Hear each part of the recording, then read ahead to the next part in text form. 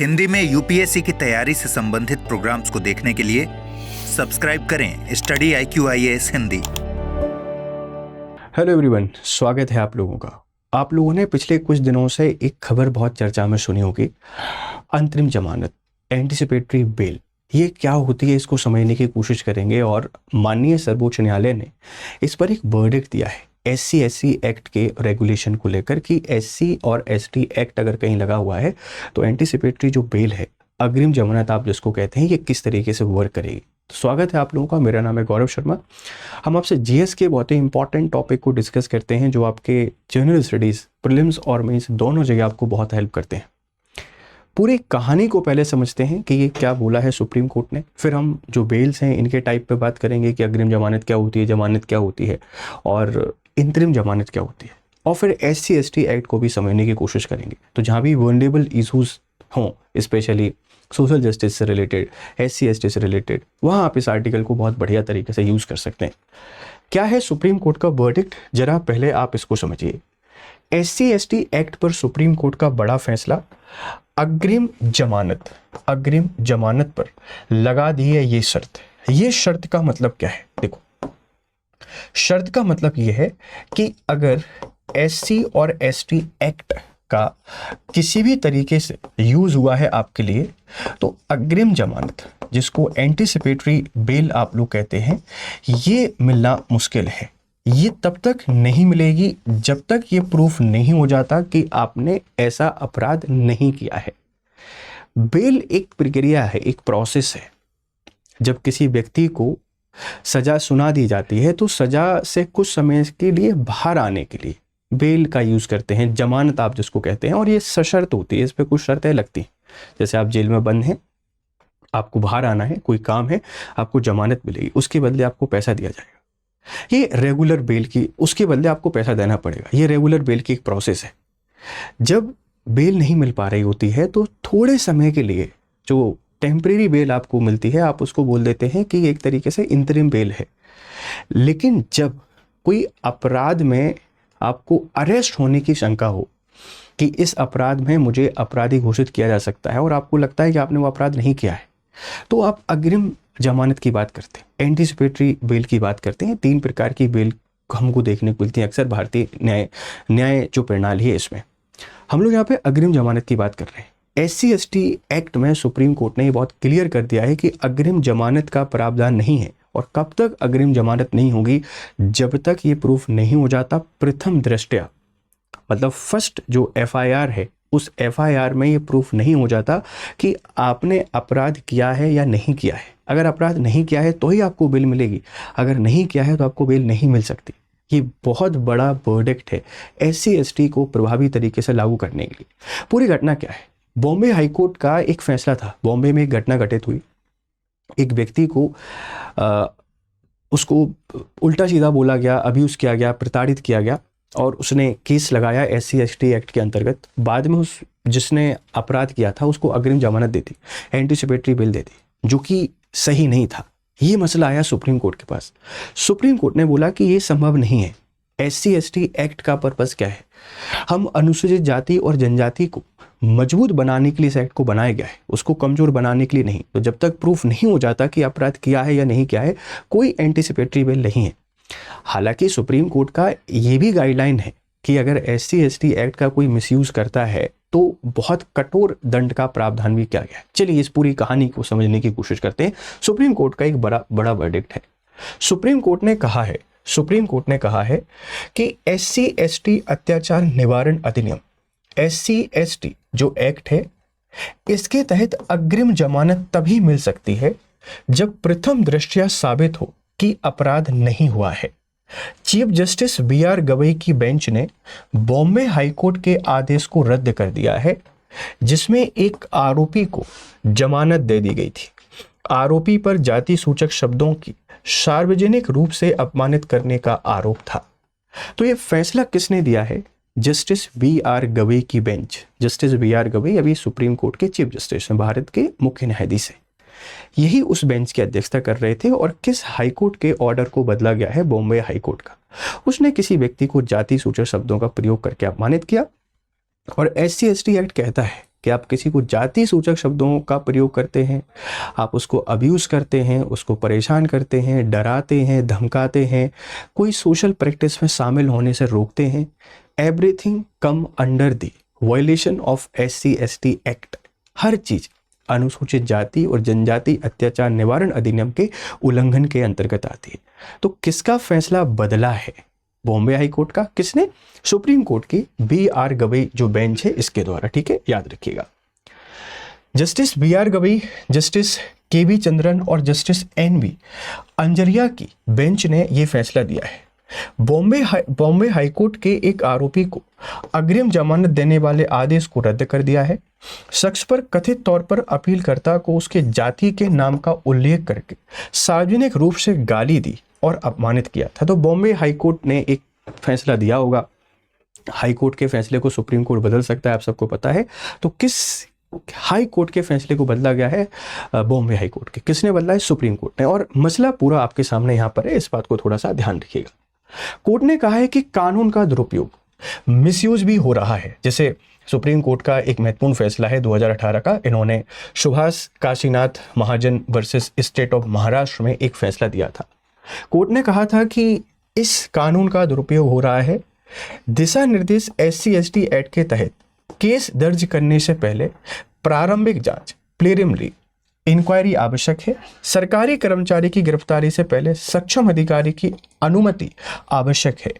अग्रिम जमानत, anticipatory bail पर पूर्ण प्रतिबंध नहीं बल्कि अदालत परिस्थितियों को देखकर इसमें राहत दे सकती है। 2018 का एक फैसला है सुप्रीम कोर्ट का।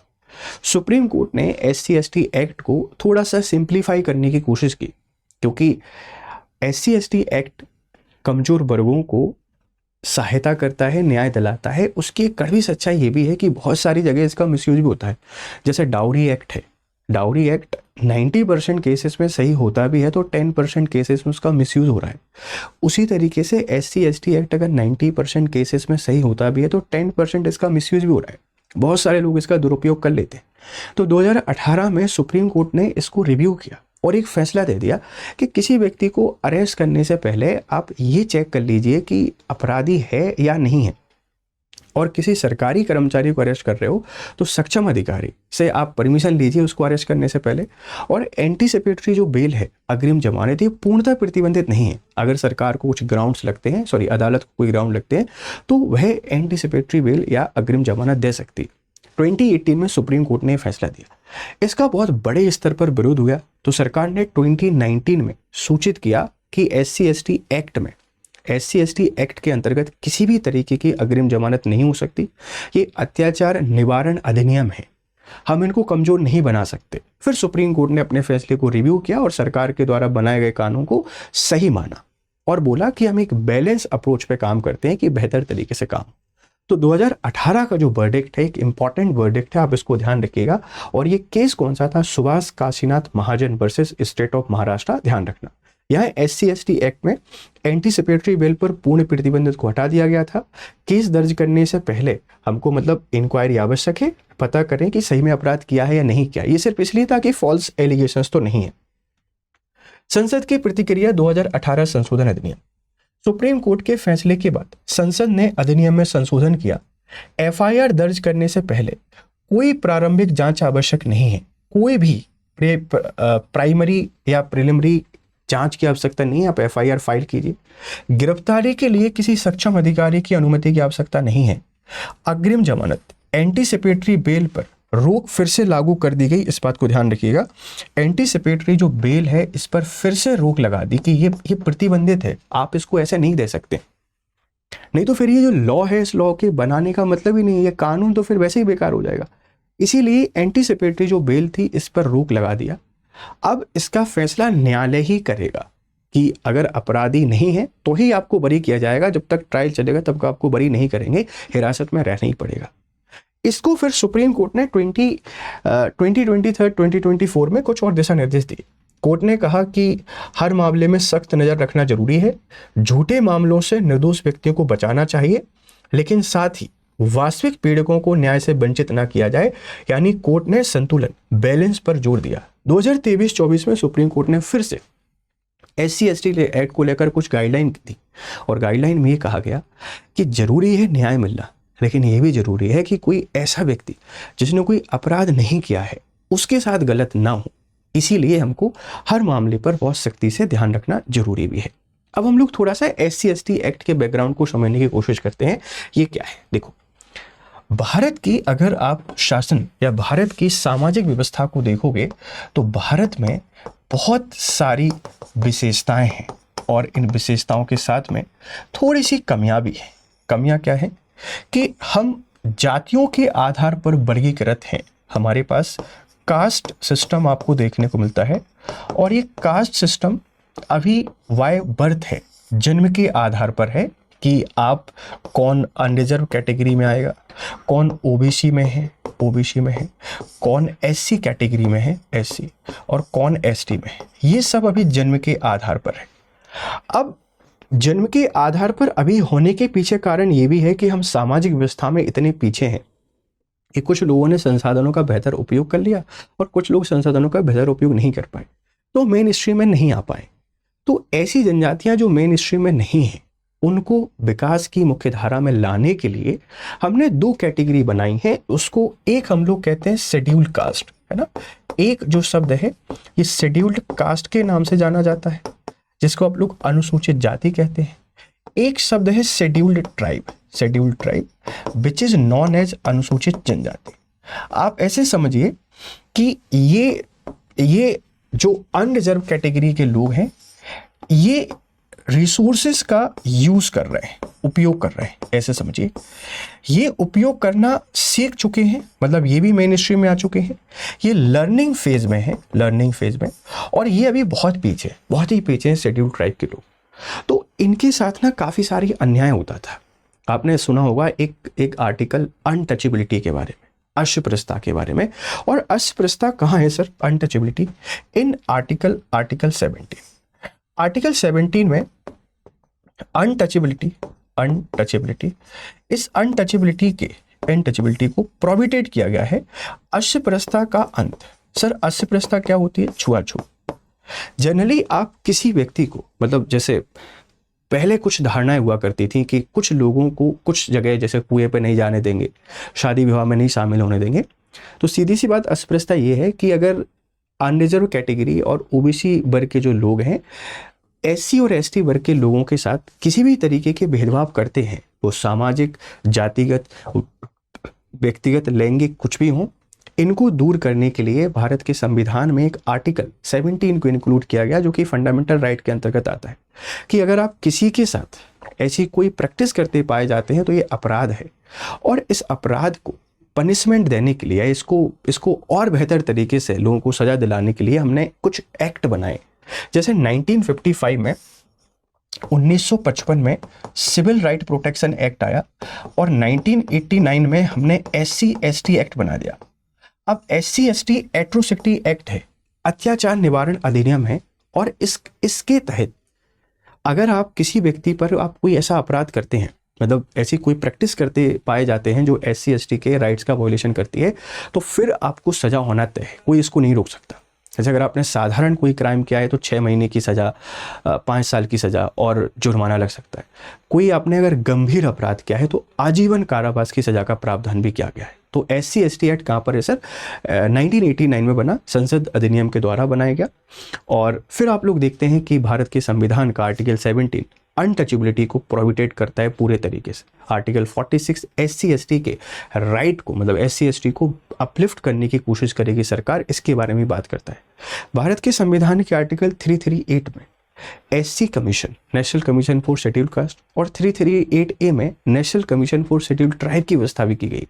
तो जनजातियों की बेहतरी के लिए सरकार ने ढेर सारे कानून बनाए हुए हैं, पर उन कानूनों का प्रयोग सही तरीके से हो। इसी के साथ में हमको इस बात का भी ध्यान रखना है कि उन कानूनों का किसी भी तरीके से उल्लंघन भी ना हो। हम लोग थोड़ा सा SC/ST एक्ट के बारे में जान लेते हैं कि इसके कुछ इंपॉर्टेंट फीचर्स क्या है। देखो भाई, SC/ST एक्ट बेटा कब का है? 1989 का है।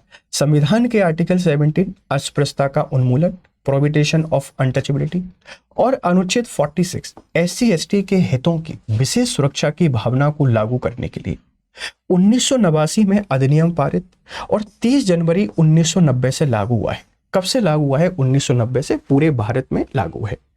उद्देश्य क्या है? अनुसूचित जाति जनजातियों को जातिगत अपमान, शोषण, अत्याचार से सुरक्षा, दोषियों को कठोर दंड, पीड़ितों को न्याय व पुनर्वास। जो दोषी हैं उनको कठोर दंड, जो जिनके साथ गलत हुआ है उनके लिए न्याय, जस्टिस और उनको री एस्टेब्लिश करने पर फोकस करता है। SC/ST एक्ट की जो सबसे जरूरी बात है वो ये ध्यान रखना कि जो व्यक्ति अनरिजर्व और OBC कैटेगरी है, इसने SC और ST के साथ गलत किया हो तभी ये एप्लीकेबल होता है। मतलब अनरिजर्व ने एक अनरिजर्व कैटेगरी के व्यक्ति के साथ गलत किया तो ये लागू नहीं होगा। SC ने किसी SC व्यक्ति के साथ गलत किया, लागू नहीं होगा। ST ने SC के साथ किया, लागू नहीं होगा। SC ने ST के साथ लागू किया, नहीं होगा। ये अनरिजर्व और OBC कैटेगरी के लोगों पर लागू होता है जब SC और ST के साथ गलत किया जाता है तब। 1989 का एक्ट है, 1990 से लागू है, ध्यान रखिएगा। उद्देश्य क्या है? अत्याचार को रोकना, प्रिवेंशन ऑफ क्राइम, SC/ST की वर्ग की गरिमा की रक्षा करना, त्वरित न्याय, पीड़ितों को राहत और पुनर्वास। इस उद्देश्य के साथ ये काम कर रहा है। प्रमुख प्रावधान क्या है? मेन प्रोविजन, अपराध और दंड, क्या क्राइम हो सकते हैं और पनिशमेंट क्या है, ये सेक्शन 3 में मेंशन है। इसका सेक्शन 3 बहुत ही इंपॉर्टेंट है। जाति सूचक शब्दों से गाली या अपमान करना अपराध है। शारीरिक हमला, चोट, संपत्ति पर कब्जा करना अपराध है। जबरन मजदूरी कराना एक अपराध है। सामाजिक बहिष्कार एक अपराध है। महिलाओं के साथ यौन अपराध एक अपराध है। दंड 6 माह आजीवन कारावास प्लस जुर्माना, मतलब 6 माह से लेके आजीवन कारावास तक हो सकता है और जुर्माना इस पे लग सकता है। तो SC/ST एक्ट का सेक्शन 3 ये क्राइम और पनिशमेंट की बात करता है कि क्राइम क्या है। हर वो चीज जो सही नहीं है वो क्राइम है, और पनिशमेंट तो बहुत एक्सट्रीम लेवल पर आपको इसमें देखने को मिल सकती है। न्यायिक प्रावधान, सेक्शन 14 विशेष न्यायालय की बात करता है, स्पेशल कोर्ट। सेक्शन 15 विशेष लोक अभियोजक की नियुक्ति, स्पेशल पब्लिक प्रोसिक्यूटर की अपॉइंटमेंट। और 15A पीड़ित और गवाहों के अधिकार, सुरक्षा, सूचना और पुनर्वास की बात करता है। तो 15A पीड़ित और गवाहों के अधिकारों की सुरक्षा की बात करता है कि जो पीड़ित है और जो गवाही दे रहे हैं उनको सुरक्षा दी जाएगी, उनको सेफगार्ड दिया जाएगा, ध्यान रखिएगा। 14, 15 और 15A गिरफ्तारी और जमानत। धारा 18 कहती है कि अग्रिम जमानत, एंटीसिपेटरी बेल पर रोक है, और यही अभी चर्चा में है धारा 18 या सेक्शन 18, ध्यान रखना। धारा 18A 2018 में संशोधन, FIR दर्ज करने से पहले कोई प्रारंभिक जांच आवश्यक नहीं, और गिरफ्तारी के लिए किसी सक्षम अधिकारी की अनुमति आवश्यक नहीं है। तो धारा जो 18 है ये अग्रिम जमानत की बात करती है। संसद ने 2018 में इसमें संशोधन किया, 18A ऐड कर दिया कि no inquiry needed before the arrest, और सक्षम अधिकारी से पूछना भी जरूरी नहीं है। जो 2018 में सुप्रीम कोर्ट का वर्डिक्ट था उसको अमेंड किया गया 2018 में संसदीय प्रक्रिया के अंतर्गत, ठीक है, याद रखिएगा। फिर न्यायिक दृष्टिकोण, judicial view, Subhash Kashinath Mahajan versus state of Maharashtra में कुछ बातें सरकार ने कह दी थी। 2018 में पार्लियामेंट ने इसको अमेंड कर दिया। रिव्यू 29 में सुप्रीम कोर्ट ने अपने संशोधन को वैध ठहराया, और हालिया फैसला, अग्रिम जमानत केवल तभी दी जा सकती है जब FIR से साफ हो कि अपराध प्रथम दृष्टया नहीं बन पाया है। ये SC/ST एक्ट की पूरी कहानी है। उम्मीद है कि आपको समझ में आया होगा। इसको बनाने के पीछे उद्देश्य सिर्फ इतना सा है कि आपको हम कानूनी जानकारी दे पाएं, दूसरा कोई भी उद्देश्य नहीं है। तो किसी की भावनाओं को भड़काना या ऐसा कोई उद्देश्य नहीं है। आप जनरल स्टडीज़ में इस पेपर को यूज़ करिए, इस आर्टिकल को बेहतर तरीके से लिखिए, और जो भी आपके वैल्यूएबल फीडबैक हो हमको ज़रूर शेयर करिए। आप अगर मुझसे जुड़ना चाहते हैं तो आप ये जैसे GS Live मेरा कोड है, आप किसी भी एग्जाम की प्रिपरेशन कर रहे हैं वहाँ आप इसको यूज़ कीजिए। UPSC, ऑप्शनल, स्टेट PCS, हर जगह आप इसको यूज़ कर सकते हैं। And this is my Telegram channel, आप इसको ज्वाइन करेंगे तो यहाँ PDF एंड ऑल इंक्वायरी आपको मिल जाएगी। तो उम्मीद है ये लेक्चर आपको पसंद आया होगा। आपके विचारों की हमेशा स्वागत रहता है और उनकी ज़रूरत है। अपने विचार हमको जरूर दें, फिर आपसे करते हैं मुलाकात। तब तक आप लोग खुश रहें, मस्त रहें। Have a nice day, good day. Study IQ IAS, आपका सिलेक्शन हमारा मिशन।